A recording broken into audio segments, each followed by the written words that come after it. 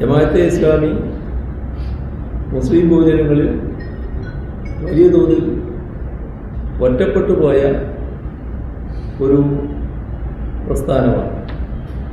അതിനിടയാക്കിയത് അവരുടെ നിലപാട് തന്നെയാണ്. അവർ തെരഞ്ഞെടുപ്പ് കാര്യങ്ങളിൽ വിശ്വസിച്ചവരല്ല. നമ്മുടെ രാജ്യത്തിൻ്റെ പൊതുവായ കാര്യങ്ങളിലും അവർക്ക് താല്പര്യമുണ്ടായിരുന്നില്ല. അവരുടേതായ നിലപാടുകളാണ് അവരെല്ലാ ഘട്ടത്തിലും സ്വീകരിച്ചു പോയത്. അങ്ങനെ അവരെ കൂട്ടിയപ്പോൾ ഇത്തരം വർഗീയ തീവ്രവാദ സംഘടനകൾക്ക് ഒരു പ്രത്യേക ഗുണമുണ്ട്. അതെല്ലാ വർഗീയ സംഘടനകൾക്കുള്ളൊരു ഗുണമാണ്, ഒരു സ്വഭാവമാണ്. അത് ഭൂരിപക്ഷ വർഗീയതയായാലും ന്യൂനപക്ഷ വർഗീയതയായാലും ഈ പറയുന്ന സ്വഭാവം കാണാൻ പറ്റും. നല്ല നുണ വ്യാപകമായി പ്രചരിപ്പിക്കുക. ആ നുണ പ്രചരിപ്പിക്കുക എന്ന് പറയുന്നതിൽ വലിയ വൈദഗ്ധ്യം നേടിയവരാണ്. അത് സത്യമായി തോന്നത്തക്ക രീതിയിൽ അവതരിപ്പിക്കുക എന്നുള്ളത്. പിന്നെ നുണയുടെ തന്നെ ആശാന്മാർ പണ്ട് പറഞ്ഞ കാര്യമുണ്ട്. ഒരു നുണ ശക്തമായിട്ട് പറയുക, അത് ആവർത്തിച്ചുകൊണ്ടേയിരിക്കുക. അപ്പോൾ കുറേ പേരത് വിശ്വസിക്കും.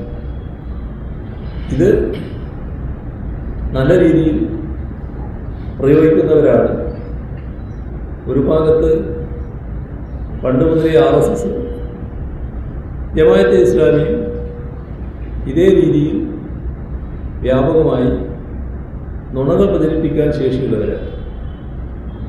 അത്തരത്തിൽ ഒരു നുണപ്രചരണം നമ്മുടെ നാടിൻ്റെ പൊതുവായ അന്തരീക്ഷം നോക്കിയാൽ പഴയ കാലത്ത് കമ്മ്യൂണിസ്റ്റ് പ്രസ്ഥാനത്തോടും ഇടതുപക്ഷ പ്രസ്ഥാനത്തോടും അകന്നു നിന്നിരുന്ന ചില ന്യൂനപക്ഷ വിഭാഗങ്ങളുണ്ടായിരുന്നു. പക്ഷേ ആ ന്യൂനപക്ഷ വിഭാഗങ്ങൾ അവരുടെ സ്വന്തം ജീവിതാനുഭവത്തിലൂടെ മനസ്സിലാക്കുകയാണ് ഇവരെ അകറ്റി നിർത്തേണ്ടതല്ല. ഇവരല്ലേ ഓരോ ഘട്ടത്തിലും ഞങ്ങൾക്ക് തുണയായി സഹായിയായി വരുന്നത്. പല പ്രശ്നങ്ങളും കാലികമായവയുടെ അതിൻ്റെ ഭാഗമായി അവർ വിലയിരുത്തും.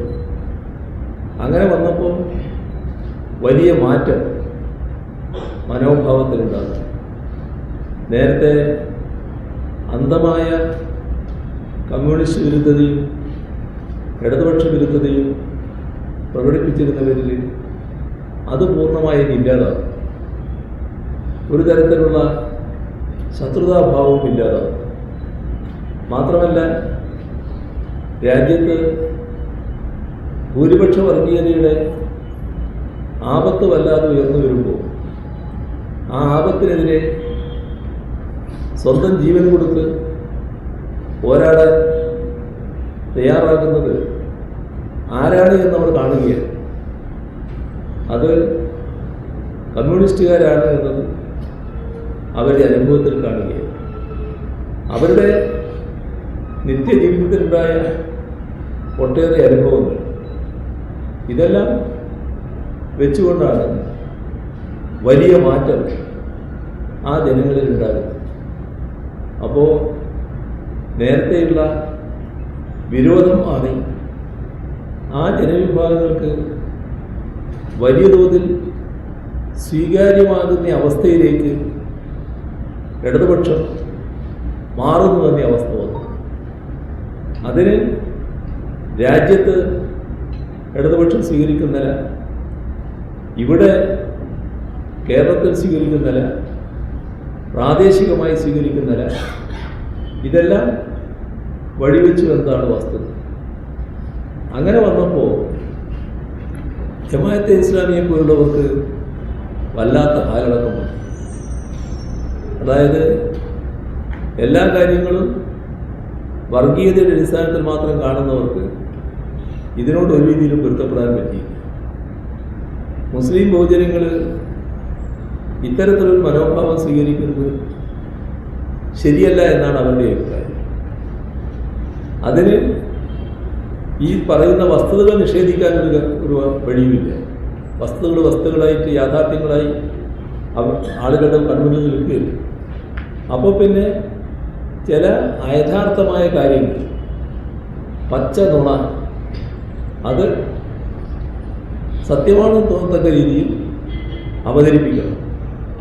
അതിനു പറ്റിയ പരിശീലനം ലഭിച്ച അവരുടെ വളണ്ടിയർമാരുണ്ട്, പുരുഷ സ്ത്രീ വളണ്ടിയർമാരുണ്ട്.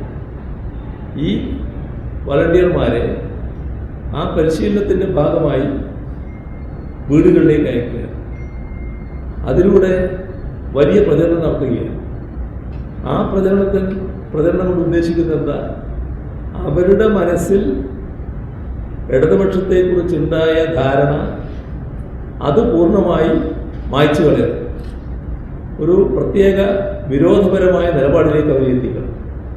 അതിന് പറ്റാവുന്ന രീതി ഇടതുപക്ഷത്തെക്കുറിച്ച് ഇടതുപക്ഷം സംഘികൾ എന്നാണ് അവരിപ്പോൾ വിശേഷിപ്പിച്ചുകൊണ്ടിരിക്കുന്നത്.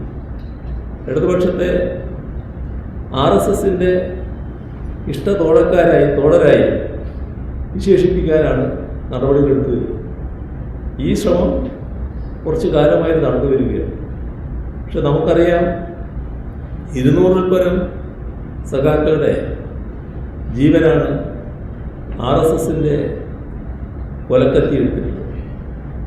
അങ്ങനെയൊരു പ്രസ്ഥാനത്തെക്കുറിച്ച്, ആ ജീവൻ നഷ്ടപ്പെട്ട സഖാക്കളുടെ പ്രസ്ഥാനത്തെക്കുറിച്ച് ആണ് ഇത്തരത്തിലുള്ള നെറികെട്ട പ്രചരണം അഴിച്ചുവിടുന്നത്. അവർക്കതൊന്നൊരു പ്രശ്നമില്ല. അവർക്ക് പ്രശ്നം എങ്ങനെയെങ്കിലും ഈ ആളുകളെ മാറ്റിയെടുക്കണമെന്നാണ്. ഇവിടെ RSS എന്താണ് നിലപാടെടുക്കുന്നത് എന്നത് നമുക്കെല്ലാവർക്കും അറിയാം. RSS ഞങ്ങളിൽ പലരുടെയും തലക്ക് വില കൽപ്പിക്കുന്നുണ്ട്. ആ വില പറഞ്ഞുകൊണ്ടുള്ള പ്രഖ്യാപനങ്ങൾ അവരുടെ ഭാഗത്ത് നിന്ന് ഉണ്ടായിട്ടുണ്ടല്ലോ. ഹിറ്റ് ലിസ്റ്റിൽപ്പെട്ട ഒരുപാട് ആളുകൾ ഞങ്ങളുടെ കൂട്ടത്തിലില്ലേ? RSSൻ്റെ ഹിറ്റ് ലിസ്റ്റിൽ നേരത്തെ ഉണ്ടായിരുന്നവർ ഇപ്പോഴും അതിൻ്റെ എല്ലാം പേറിക്കൊണ്ട് നടക്കുന്ന സഖാക്കളില്ലേ? വലിയ തോതിൽ പരിക്കുകളേറ്റ് ആശ്ചര്യകരമായ രീതിയിൽ രക്ഷപ്പെട്ടു പോയ കുറേ സഖാക്കൾ ഞങ്ങളുടെ പ്രധാന പ്രവർത്തകരായി നേതാക്കളായി പ്രവർത്തിക്കുന്നില്ലേ? ഇവിടെ ഒന്നുകളിയാൻ തക്കപ്പാർത്തിരിക്കുന്ന ഒരു കൂട്ടർ, അവർ ഞങ്ങളുടെ പല സഖാക്കളുടെയും കൈയും കാലും വെട്ടി നോക്കുന്നത് നമ്മൾ കണ്ടിട്ടില്ലേ?